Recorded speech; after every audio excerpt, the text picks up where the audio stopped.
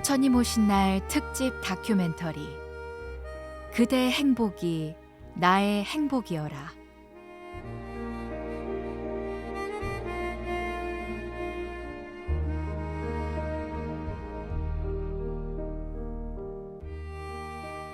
첫 번째 이야기.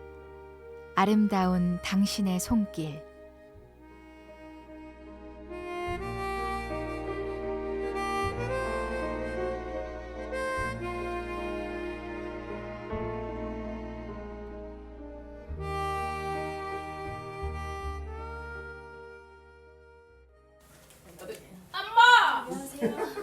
지난번에 봤잖아요. 왜?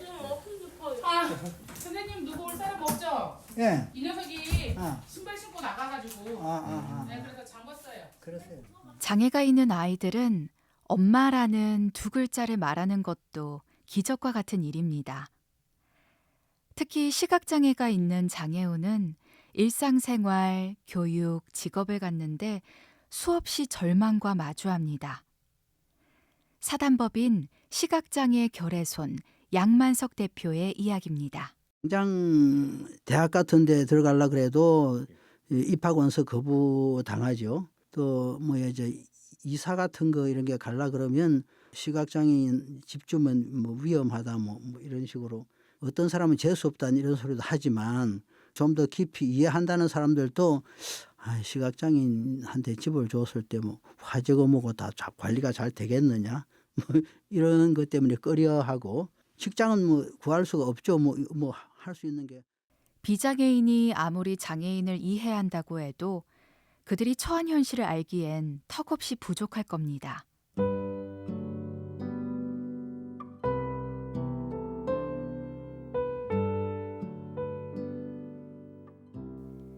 (1944년) 시각장애를 안고 태어난 양만석 씨는 시각장애인의 자립과 직업 안정을 위해 안마를 배우고 그 기술을 후배들에게 전수해 왔습니다. 저는 1944년 12월생이에요. 그러니까 81 됐나요? 저희 집안에는 한 형제 자매가 6명이 시각장애인이 됐다 그러면 아마 언론 보게 그 집구석 망했다 이렇게 생각할 거예요. 12살쯤 돼가지고 명학교가 있는 걸 알았어요. 그래서 부산 명학교에서 초등부, 중등부를 졸업을 했습니다. 그 당시 또 신직종으로 떠올랐던 게 안마였거든요. 과거 시각장애인이 선택할 수 있는 직업은 점술인 아니면 안마사였는데요. 양만석 씨는 1981년부터 서울 맹학교 교사로 일하며 제자들에게 안마를 가르쳐 경제적으로 자립할 수 있는 길로 이끌어줬습니다. 서울 맹학교 제자 이용현 씨의 이야기 들어보시죠. 제가 양 선생님 알게 된 게 2009년도 목포 안마봉사단이 있었는데 거기에 참여하면서 알게 됐습니다. 안마하고 침 놓으시는 거 보고 저 선생님한테 꼭 배워야겠다. 그 전부터 이제 명성은 들었었는데 제가 직접 만나 뵙고 침 놓는 거 그다음에 안마하시는 거 보고 간곡하게 선생님 저 안마 좀 가르쳐 달라고 그랬었어요. 양만석 씨는 자신이 시각장애인으로 살아오며 겪은 어려움이 많기에 후배들은 조금 수월하게 직업을 갖고 살아가길 바라는 마음으로 시각장애인을 위한 단체도 만들어 운영하고 있습니다. 사단법인 시각장애인 결의손이라고 하는 법인 사무실이고 지압하고 안마하고 임명 손자극센터라고 그다음에 교육실 상담실 이런 게 있고 그렇습니다. 2007년부터 하고 있어요. 2007년 전에는 학교에 있었거든요. 학교에서 이런 걸 가르치고 있었어요. 정년 퇴임하고 그 후에 여기 이제 자리를 잡게 된 거죠.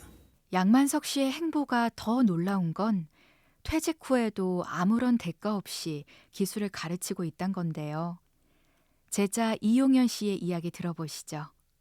없었어요. 10원도 받지도 않으셨어요. 여기서 밥을 주고 다 그랬으니까. 일체 그 가르침에 대한 대가는 없었어요. 놀라웠던 게 여기 와서 제가 그 안마뿐만 아니고 침도 굉장히 많이 배웠는데 선생님은 우리가 흔히 볼 수 없는 굉장히 희귀하고 좀 밖에서 치료하기 힘든 분들이 오시면은 꼭 만져보게 했고 그다음 진단은 어떻게 하는 것도 알려주셨고 했어요. 근데 거기에 공부가 상당히 크게 되더라고요. 2007년 서울 맹학교를 정년 퇴임한 양만석 씨는 왜 졸업 후에 학생들까지 걱정하게 된 걸까요? 점자를 초등부에서 기초로 이제 가르치는 거고 결국은 고등학교에 올라가면 그 한 40~50%가 안마와 침술 교육이에요. 그게 안마라는 게 있잖아요. 언론 보기 우리가 그 주물르는 게 안마로 보이지만은 그게 참 30분에 1시간 주물러서 피로 푸는 정도도 있지만 우리 몸에 생기는 그 여러 가지 증후군 같은 것을 동양의학적인 그 면에서 볼 때에 치료가 엄청 범위가 넓어요. 그러니까 이것은 거의 평생 연구해도 끝이 안 보이는 거지. 학교를 졸업하고 사회인으로 살아갈 시각장애인들이 경제적인 자립을 통해 사회 일원으로 살아가길 바라는 양만석 씨는 2017년부터 시각장애인 자립센터를 설립해 운영 중입니다. 양만석.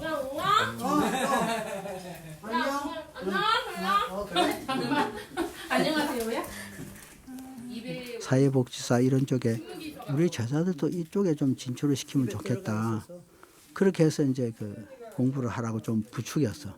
그러니까 그 중에 제자들이 몇 사람이 더 그 공부를 하고 그래서 그렇다면은 이 사람들이 공부를 했는데 놀 마당이 필요하지 않겠느냐.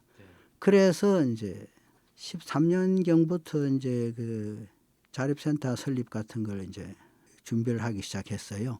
운영을 하면서 그래서 그때부터는 이제 본격적으로 그 제자들한테 전부 그 자리를 전부 이양을 하고 센터장, 뭐 국장, 뭐 기왕이 뭐 시각 장애인들로 전부 자리를 채우자.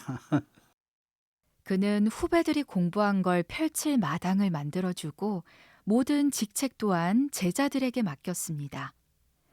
시각장애인 양만석 씨의 자비 실천은 장애아를 키우는 엄마들 사이에서도 유명한데요. 서현이 엄마 금현숙 씨의 얘기 들어보겠습니다. 선생님은 엄마들을 많이 걱정해요. 왜냐하면 엄마들은 자식들을 키워야 되니까 아프면 거의 많이들 고쳐주세요. 뭐 여기저기 침도 놔주시고 엄마들한테 잘해주세요. 많이 의지를 했죠. 장애아를 키우는 엄마의 일상은 매일이 살얼음이고 아이의 마음을 가늠할 수 없어 애가 탑니다. 양만석 씨는 그 엄마들의 마음까지 보듬으며 침을 놔주고 흔들리는 마음을 다잡아줬습니다. 효정이 엄마 강복순 씨의 얘기 들어보시죠. 왜 우리가 발달장애 엄마들이 아이보다 하루가 더 먼저 사는 게 당신들 꿈이잖아요. 그러니까 우리 선생님이 계속 니넨 건강해야 된다고 계속 그래서 어렸을 때 침하고 안마를 저를 놔주셨대요. 네가 꼭 죽을 것 같이 다녔대요. 제 실제로 저 우리 효정이 만 3세 때 맹학교 유치원에 오니까 알았어요. 아, 우리 애가 이게 시각의 발달장애가 이거구나. 우리 애가 갖고 있는 게 이거구나를 딱 여실히 알고 나서 실제로 원효대교 밑에 갔었어요. 죽으려고. 그때 우리 선생님 애 없고 우리 효정이 그 당시에 포대기로 없고 원효대교 밑에 갔는데 아우 너무 추운 거야 강바람에. 근데 내가 생각나는 게 선생님이 전화가 오셨어요. 어디냐고 밥 먹었냐고. 그래서 살아서 왔어요. 뭐 하냐고. 내일 침 맞으러 올 거냐고. 오늘 안 갔으니까.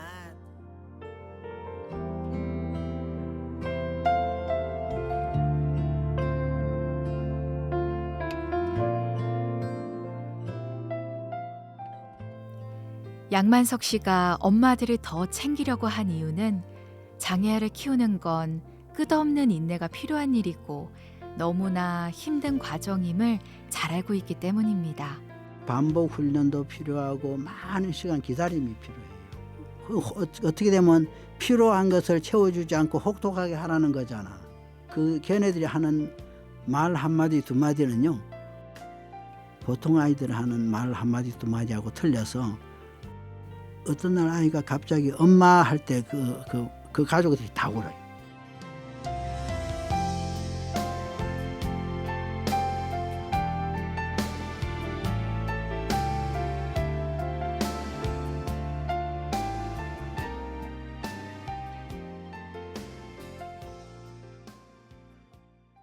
양만석 씨가 제자들과 엄마들에게 베푼 사랑 덕분인지 서울 맹학교 퇴임 당시 이례적인 퇴임식이 진행됐다고 해요. 양만석 씨 아들 양승종 씨의 이야기입니다. 아버지 정년 퇴임 때가 여기가 대단했죠. 엄청난 행사였죠. 교장 선생님도 맹인이었는데 교장 선생님도 명예퇴직을 하면 했지 퇴임 기념 파티를 하진 않았어요. 아버지만 이례적이었어요. 저 지하 식당까지 뭐 학부형들이 다 와서 도와주고 아주 성대했죠. 그런 경우가 앞으로도 없을 거예요. 제가 볼 때는. 은퇴한 선생님들 보니까 강당에서 그냥 행사 정도 그렇긴 한데 아버지는 그거 외에 막 밑에 식당 잡아놓고 학부모들이 요리해가지고 그러니까 자발적인 거겠죠. 뭐 그다 그런 거 보면은 아버지가 그건 대단한 것 같아요. 양만석 씨가 제자들에게 더 애틋한 건 자신도 시각장애인으로 오랜 세월 일해왔기 때문인데요. 양만석 씨가 처음 안마사로 일하던 시절엔 지금보다 더 열악한 환경이었기 때문입니다.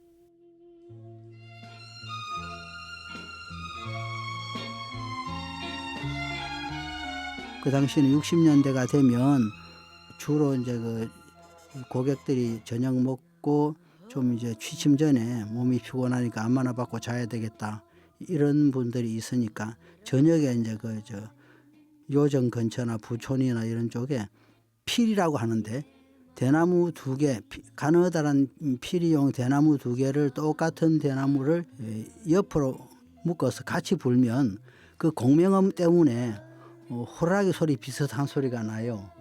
그래서 이제 그 불고 다니면 이제 사람들이 저 이제 안마사가 지나가나 보다. 낮에도 이제 서울 시내 그 고급 목욕탕이죠. 휴게실. 목욕을 하고 나서 라카룸에서 이렇게 좀 누워서 쉴 수 있게 하는 장소를 마련했는데 그것을 휴게실이라 그러거든요. 목욕탕 휴게실에서 안마를 하고 저녁엔 또 안마원에서 안마를 하고 이렇게 지났어요.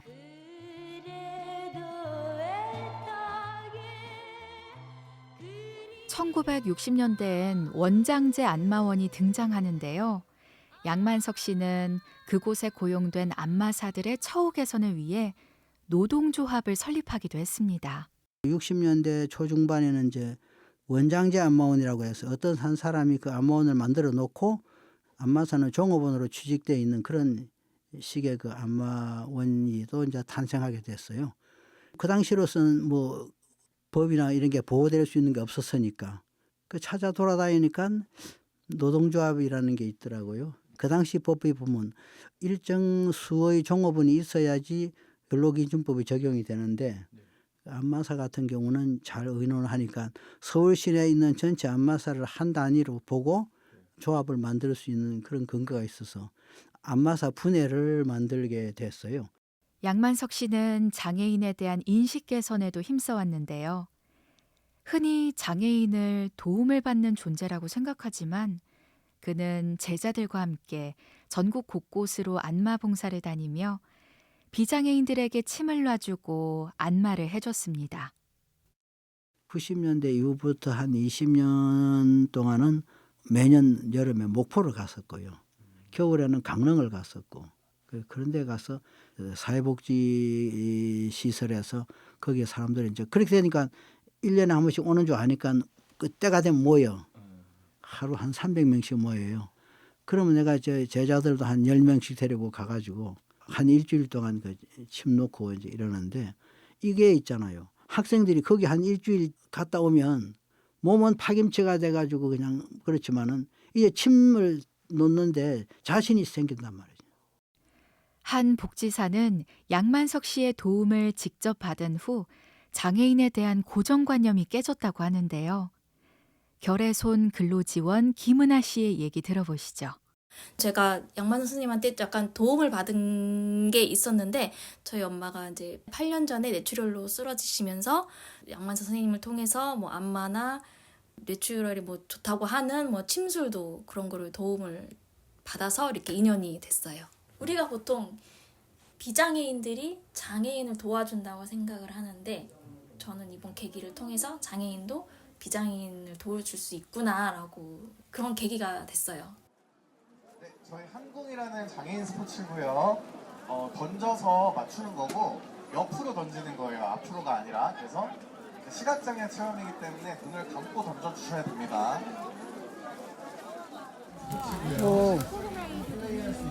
어디가 편찮으세요? 목하고 어깨가 엄청 아파요. 아, 그래요? 여기는 어떻게 나오셨어요, 오늘? 서울대학교 병원에 치료하러 가고. 아, 그래요? 혈압약 드시는 거예요? 네? 혈압약? 예, 혈압약 먹어요. 지금 혈압이 그래도 높은 편이에요. 예. 일단 목하고 어깨를 풀어서 이게 저 진정을 시켜볼게요. 매년 장애인의 날이 되면 양만석 씨와 종로 인명센터 직원들은 서울 종로구에서 진행하는 행사에 참여하는데요. 이곳에선 장애인과 비장애인이 한데 어우러지고 장애인이 비장애인에게 안마 서비스도 제공합니다. 종로 인명센터 국장 장용전 씨의 이야기 들어봅니다. 4월 20일쯤 되면 장애인의 날 행사들을 시도별로 진행도 하고 자치구별로도 진행을 하는데요. 종로구에서 진행하는 장애인의 날 행사예요. 저희는 이제 항상 전 직원 다 20명쯤 되는데 이렇게 나와서 그 시각장애인들을 체험하고 시각장애인들이 할 수 있는 일들로 이렇게 묶어갖고 3개 부스 가지고 나왔어요. 시각장애인 제1직업인 안마. 저희가 받기만 하는 사람들 아니고 지역사회 주민들한테 지금껏 갈고 닦은 실력을 통해서 봉사하고 헌신하고 희생하고 뭐 이런 역할을 하기 위해서 안마 부스 운영하고 있고요. 장애인의 날 행사에서 시각장애인 안마사의 안마를 받은 시민을 만나봤는데요. 안마 받으시니까 어떠셨나요? 너무 감사하죠. 저 감동 먹었어요. 왜 그러냐면 제가 건강하니까 도움을 줘야 하는데 이렇게 제가 도움을 받잖아요. 너무 감사하고 눈물 날라 그래요. 너무 감사해서.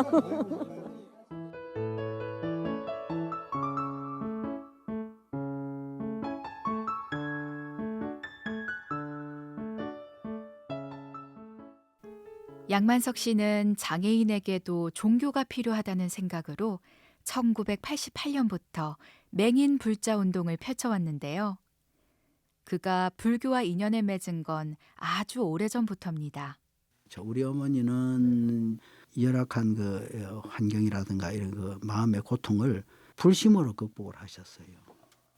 그래서 그 영향을 아무래도 우리는 받은 것 같아요. 불연의 씨앗은 그럴 때 심어진 것 같은데 장애인들의 삶이 불교 환경하고는 잘 안 맞습니다. 그래서 이제 교회도 다니고 뭐 장애인들이 불교를 접한다는 게 좀 힘들어요.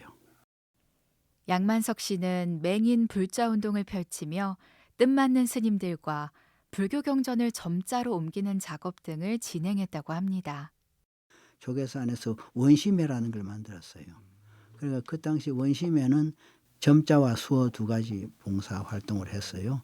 비시각장애인들이 점자를 배워서 시각장애인에게 필요한 불교 경전을 점자로 이렇게 접력해주는 그런 활동을 같이 하게 된 때부터가 이제 먼저 덕신 스님을 알고 그다음에 혜성 스님을 알고 또 그때 그 이제 신행회 활동을 하던 명궁 스님 뭐 이런 분들 두루두루 이제 알게 됐죠. 서울 맹학교 재직 시절엔 강화 전등사에 가서 제자들에게 잊지 못할 추억도 선물했다고 하는데요. 제자 송항주 씨의 얘기 들어보시죠. 학창 시절인데요. 체험학습을 토요일 날 나가라. 근데 그 대신 학교 가까운 쪽으로 나가라. 근데 학생들은 가까운 데 가라고 그러면 에이 별로 재미없어요. 좀 먼 데 가고 싶어요. 그런데 이제 예를 들어서 관리하시는 뭐 선생님들께서는 멀리 가면은 학생들 다치니까 위험하다.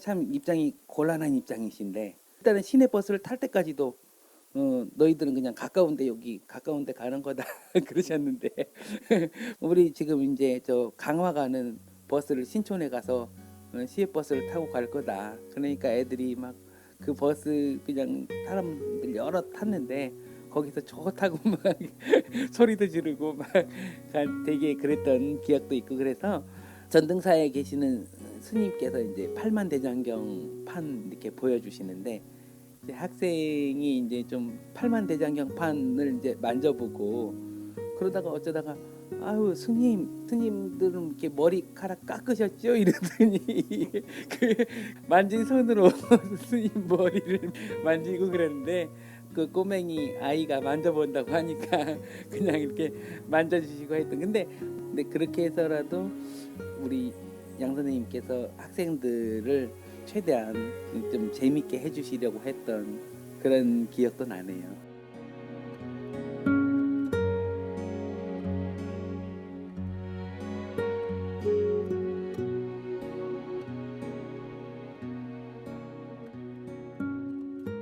평생을 시각장애인을 위해 일해온 양만석 씨지만 가족들에겐 미안한 마음을 갖고 있는데요. 밖에서 사회적인 일들에 매진하다 보니 가족과 보내는 시간은 적을 수밖에 없었습니다. 집사람도 가족이 시각장애인들이 있어서 둘이서 만나서 우리는 그냥 하늘 여기다 풀자. 그냥 살다가 이렇게 죽기는 좀 억울하다. 최소한 빚은 조금이라도 갚고 가야 되지 않겠냐. 뭐 이런 이제 생각을 했기 때문에 그렇죠. 젊을 때 내가 많이 못 벌고 이러면 우리 집사람이 벌어서 생활도 보태고 그런 적도 있고요.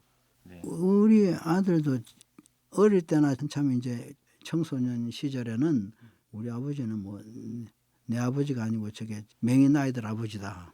그런 이제 불만도 좀 있었던 것 같은데 실제로 양만석 씨의 아들 양승종 씨는 늘 바쁜 아버지와 시각장애인이 북적이는 환경이 어려선 이해되지 않았다고 합니다.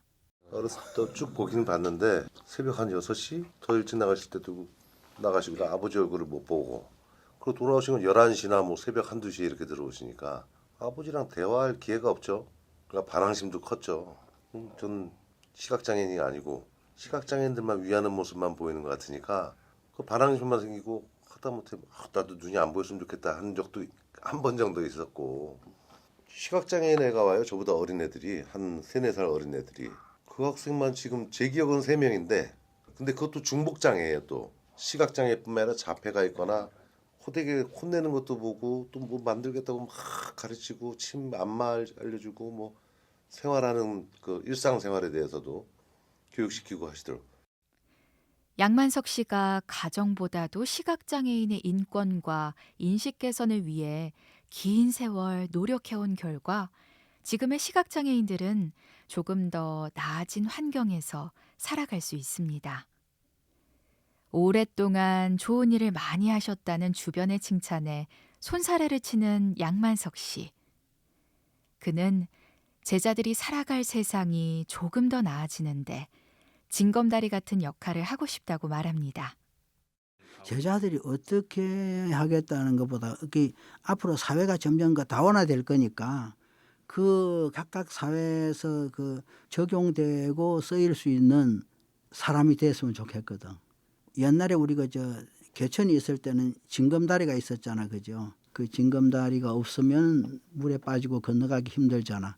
그래서 내 역할을 가만 보니까 징검다리 정도 좀 돌 하나씩 놓아가지고 내 역할은 그거 하면 되지 않냐 이런 생각하고 사는 거예요.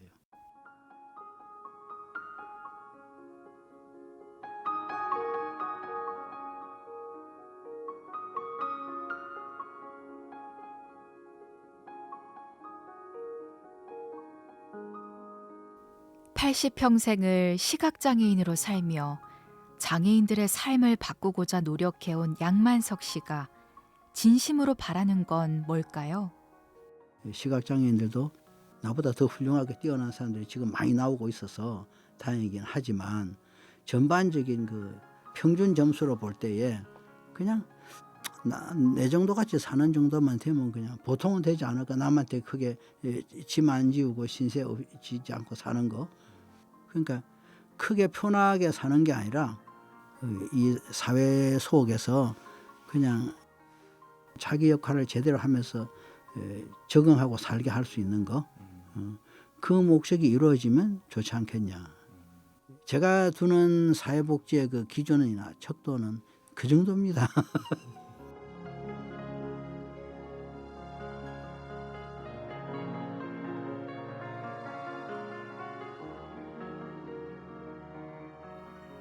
양만석 씨의 바람처럼 장애인도 비장애인처럼 직업을 갖고 자립해서 평범하게 살아갈 수 있는 세상은 우리가 함께 노력해서 만들어가야 할 미래일 겁니다.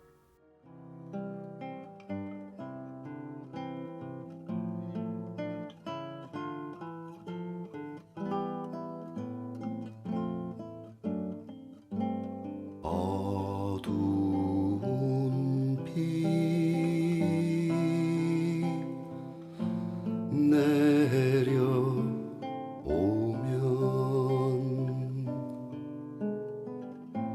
처마 밑에 하나이 울고 서 있네. 그 맑은 두 눈에 빗물 고이면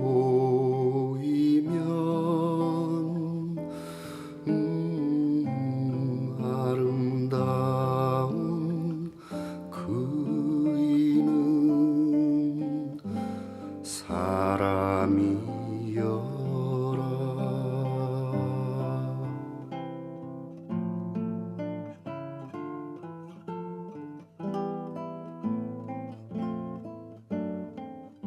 세찬 바람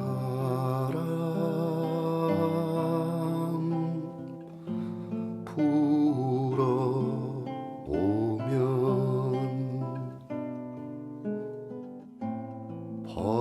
벌판에 하나이 달려가네.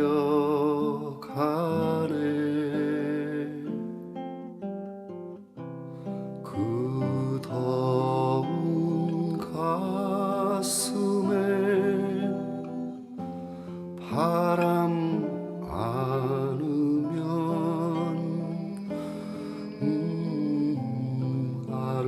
아름다운 그 이는 사람이여라.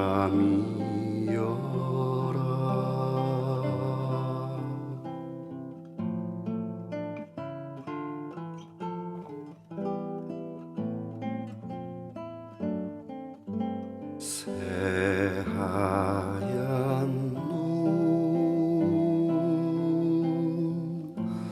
내려오면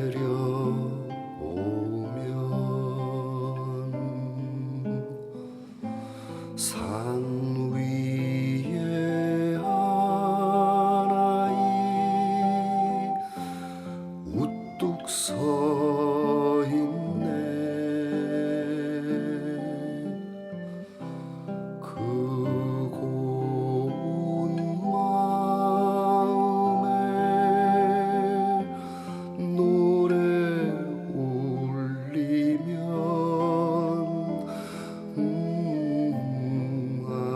아름다운 그 이는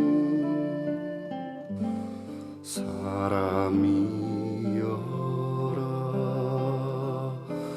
그 이는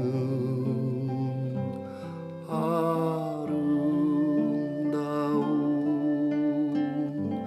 사람이여라.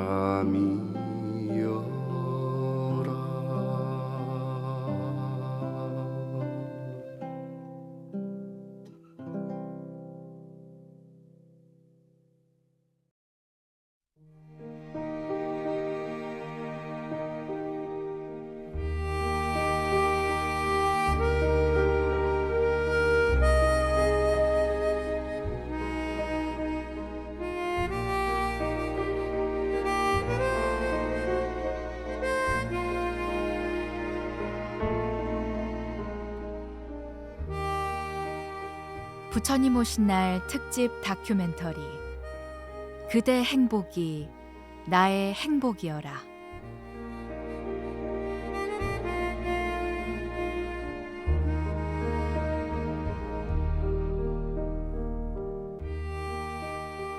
두 번째 이야기 하얀 손수건 당신.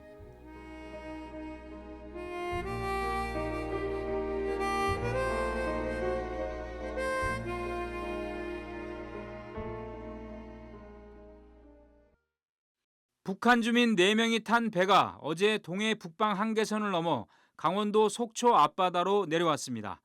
아침 7시 10분 속초 북동쪽 약 11km 해상에서 조업 중이던 어민이 이 선박을 신고한 뒤에야 북한 목선이라는 게 확인됐습니다. 신고를 받고 출동한 해경은 오전 7시 50분쯤 제가 배를 타고 오는 과정을 놓고 봐도 그렇고 그때 파도가 너무 심해서 저는 멀미를 너무 심하게 했거든요. 근데 망망대하에 나무인만한 그런 조그만 배가 뒤집어지면 순간에 어떻게 될지 모르는 그런 상황에서 제가 그 올라오기 전까지는 야 이거 다 따라하면 죽었구나. 죽으면 이제 잡히면 어쩌지 하는 생각에 빨리 뛰쳐나가서 멀미한 정신이 그다음에 싹 가셔지고 그다음에 계속 기도를 하니까 그때 무사하게 38선을 넘었고 그 과정에 어느 날 이렇게 포교스님과 이 상봉도 이루어졌고 2023년 10월 북한에 살던 한 가족이 목선을 타고 한국으로 왔습니다. 그들처럼 자유를 찾아 목숨을 걸고 한국에 온 탈북민들은 어떻게 우리 사회에 적응하게 되는 걸까요? 탈북민 정착지원사무소 하나원 임병철 전 원장의 얘기입니다. 저희 하나원은 북한 이탈 주민법에 따라서 만들어진 시설이고 앞으로 탈북민 분들께서 남한 사회에 잘 정착해서 살 수 있으시도록 지원하는 그런 역할을 하고 있습니다. 일단 그 보호 결정된 북한 이탈 주민들에 대해서는 12주간의 사회 적응 교육을 실시를 합니다. 탈북민들의 한국 정착을 돕는 하나원에는 종교의 자유를 위해 다양한 종교 시설이 마련돼 있는데요. 하나원에 마련된 법당에서 20년째 불교를 알리고 있는 홍성남 포교사를 만나보시죠. 하나원에서는요, 이제 사선을 넘어온 사람들이 정착 교육을 받는 곳인데요. 매주 일요일 종교 활동을 자유롭게 하고 있는데요. 이제 그곳에서 이제 불교를 가야겠다라고 하고 오는 사람들은 제가 거기서 포교를 또 담당을 하고 있습니다. 자유를 찾아서 더 나은 삶을 꿈꾸며 한국에 온 탈북민들의 현실은 그리 녹록지가 않습니다. 홍성남 포교사는 하나원에서 탈북자들의 절박하고 안타까운 사연을 수없이 접한다고 해요. 어떤 분은 그때 굉장히 아이가 어렸었어요. 영아였었는데 그 영아를 데리고 오려고 하니까 이동수단이 없잖아요. 이제 산을 넘어야 되면은 밤에 넘어야 되거든요. 근데 그 아이가 울면은 잡힐까봐 수면제를 먹였어요. 그렇게 수면제를 먹이고 왔는데 혹시 또 울까 봐서 비닐봉투를 얼굴에다 씌운 거예요. 근데 살짝만 숨구멍을 내놓고 그만큼 이제 위험하다는 거죠, 그곳이. 그래서 왔는데 저한테 찾아와서 아이가 귀신이 들렸는지 밤만 되면 운대요.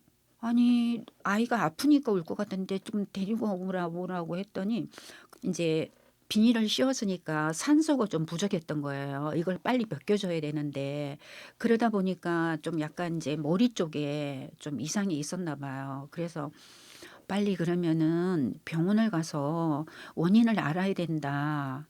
그 아이를 데리고 이제 병원을 갔더니 조금 이제 산소 부족으로 인해서 조금 발육이 좀 더딜 수가 있다라고 얘기를 했대요.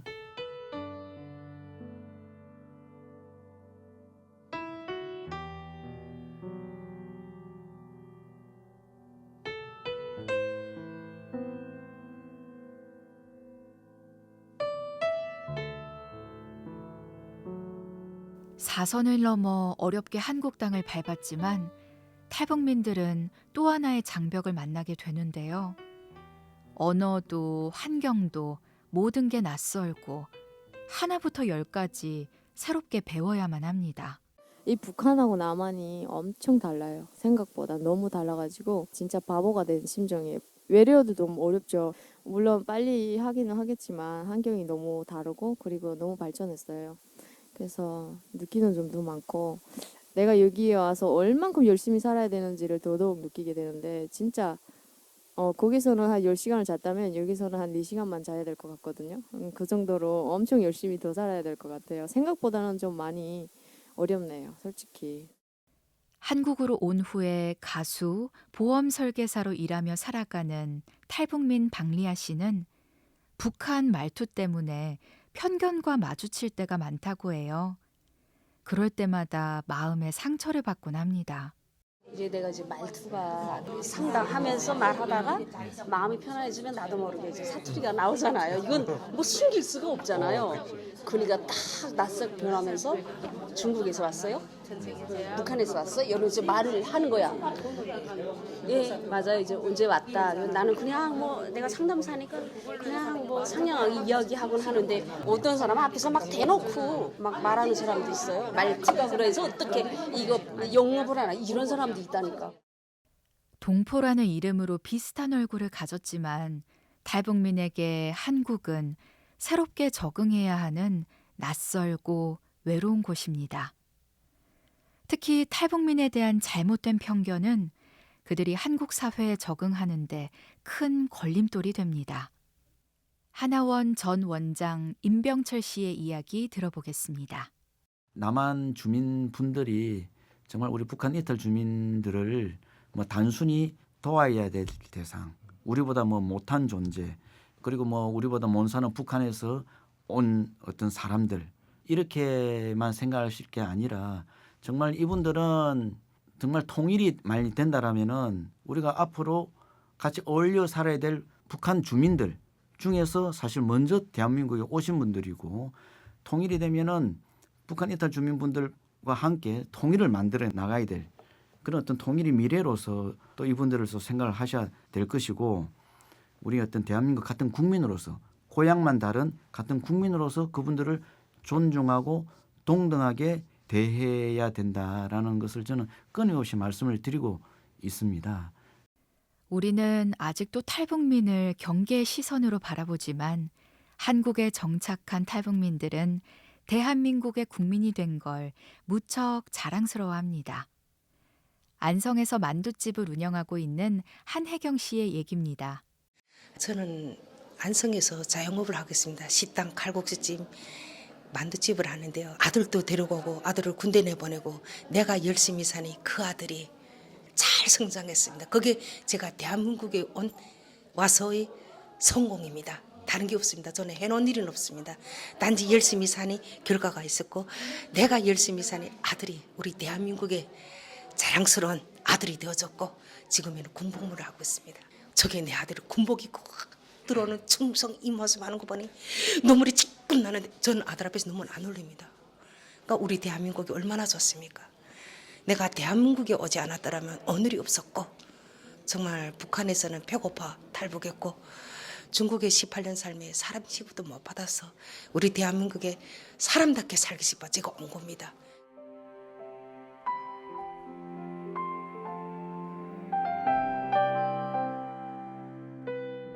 다양한 사연을 가진 탈북민들의 마음의 고통을 홍성남 포교사는 한눈에 알아봤고 그들과의 만남을 부처님이 이어주신 인연이라 여깁니다.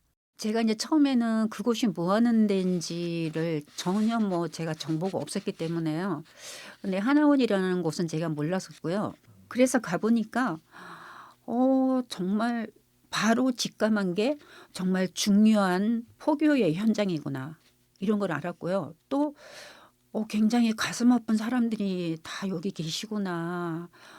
정말 너무 중요한 곳이기 때문에 나는 여기에서 그분들이 눈물을 닦아주는 손수건이 되어줘야 되겠다.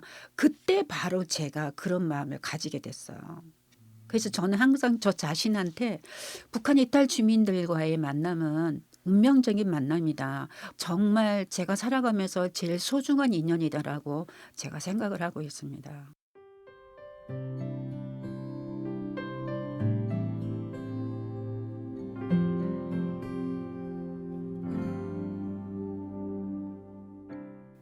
하나원을 통해 탈북민과 인연이 된 홍성남 포교사는 20년이 넘는 세월 동안 그들의 한국 정착을 돕고 아픔을 어루만져 왔는데요.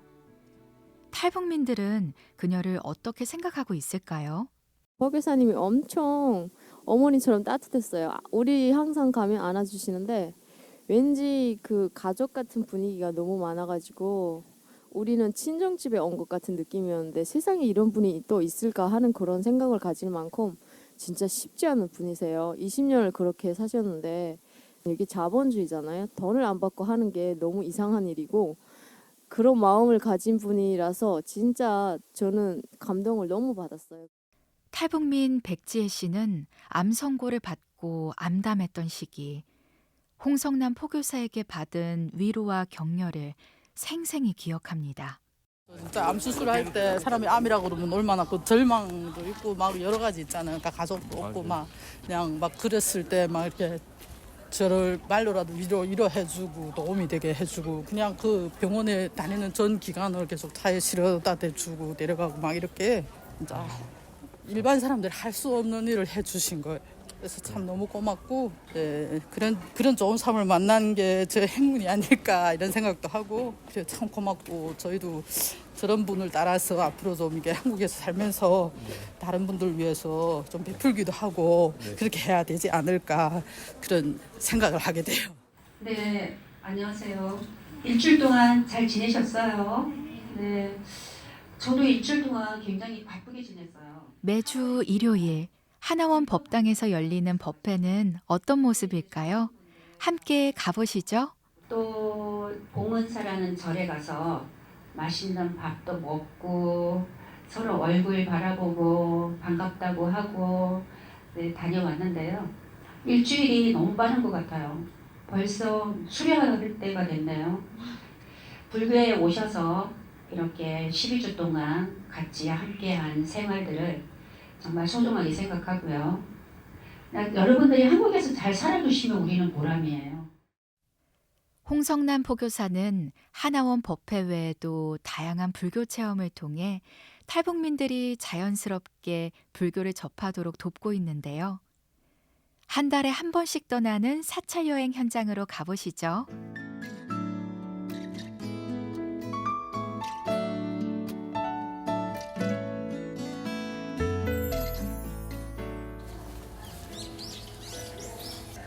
반갑습니다. 여러분들이 계신 곳이 용화사잖아요. 그러니까 여러분들 용화 세계에 들어오신 거예요. 가장 좋은. 그래서 여기 뒤쪽을 보시겠어요? 뒤쪽을 보세요. 한국 사회에 적응하기 위해 각자 흩어져 살던 탈북민들은 한 달에 한 번 사찰에서 만나 서로의 안부를 묻고 긴장감이 가득했던 일상의 스트레스를 잠시 잊어봅니다.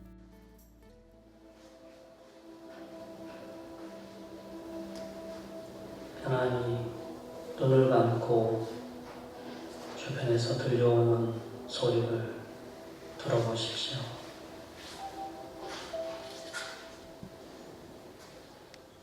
절에서 명상이나 기도는 마음을 편안하게 하기 위해서 목적으로 하지만 자기 자신을 나 자신을 따뜻하게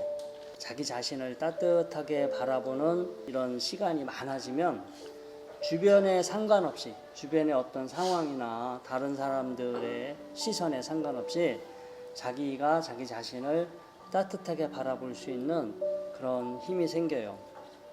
과거는 안 바뀌는데 그거를 여러분들이 어떻게 해석하느냐는 마음이 지금보다 더 따뜻해지고 더 마음이 더 편안해지면 그거를 이제 부정적으로 기억하는 게 이제 줄어들게 되겠죠. 그래서 과거의 기억은 못 바꾸지만 여러분들의 마음은 계속해서 기도를 하거나 명상을 해서 여러분들의 마음은 얼마든지 바꿔 나갈 수가 있고요. 그래서 이제 저희가 우리의 이제 마음이나 이것을 더 따뜻하게 하기 위해서 저희가 명상도 하고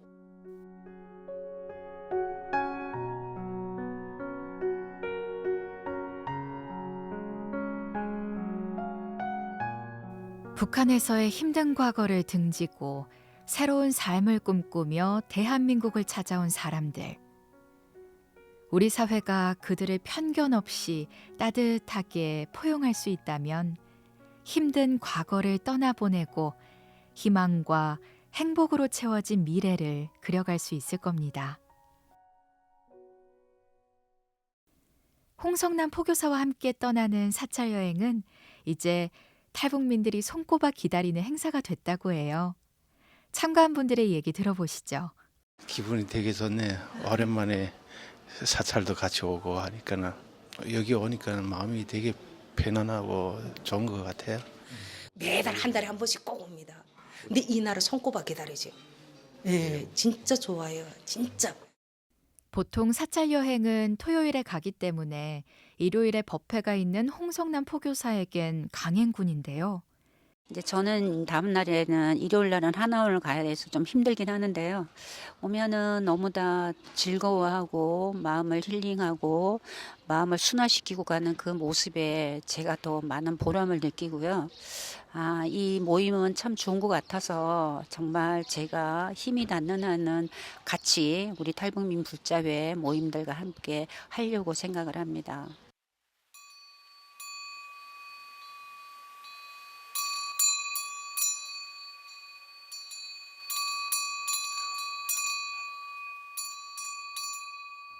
홍성남 포교사는 탈북민들의 한국 생활을 돕기 위해 사회 적응 프로그램도 진행하고 있는데요.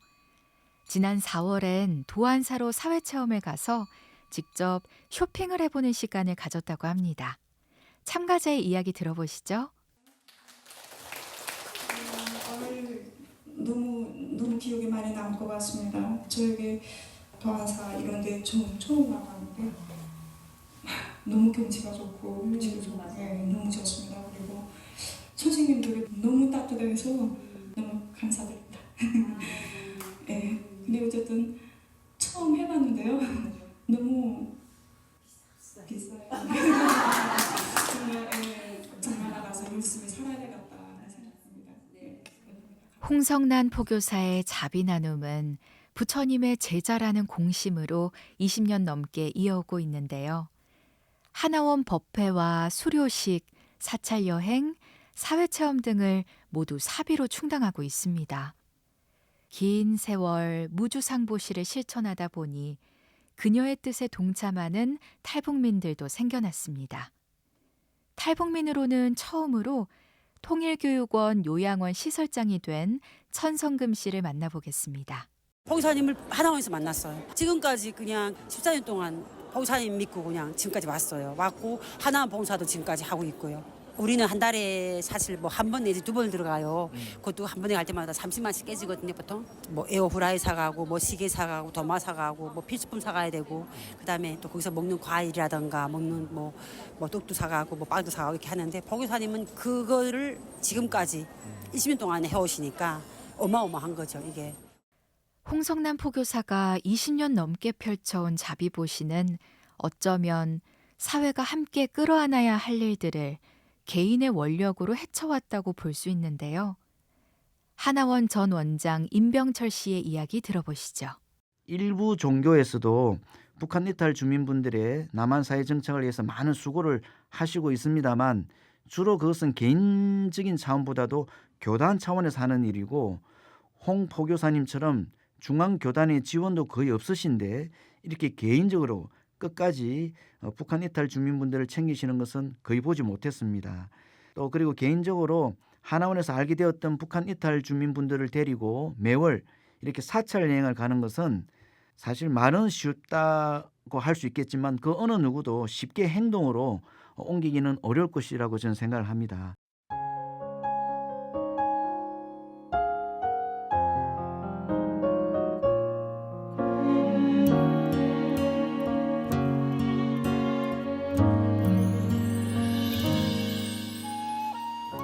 홍성남 포교사는 부처님의 말씀처럼 자타불이, 탈북민들을 타인으로 보지 않고 통일이 되면 우리와 함께 살아갈 이웃으로 여기며 역지사지의 마음으로 따뜻한 한 대를 보냅니다.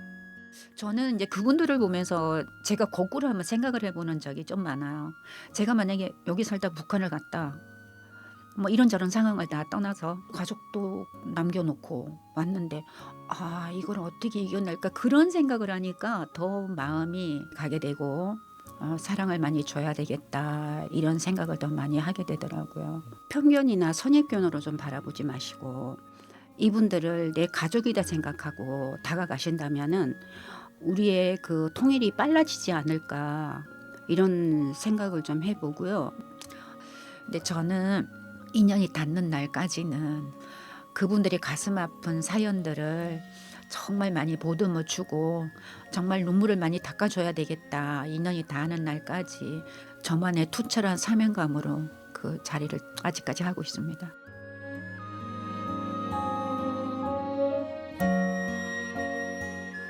홍성란 씨가 건넨 하얀 손수건은 탈북민들의 마음을 어루만지는 자비의 손수건이겠죠.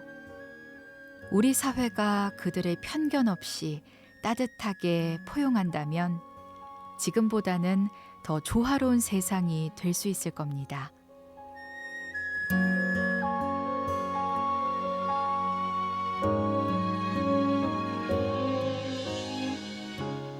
이 아름다운 계절, 초록빛 나무들 사이에 걸린 형형색색의 연등처럼 차이와 차별 없이 모두가 더불어 살아가는 아름다운 세상이 되길 기도해 봅니다.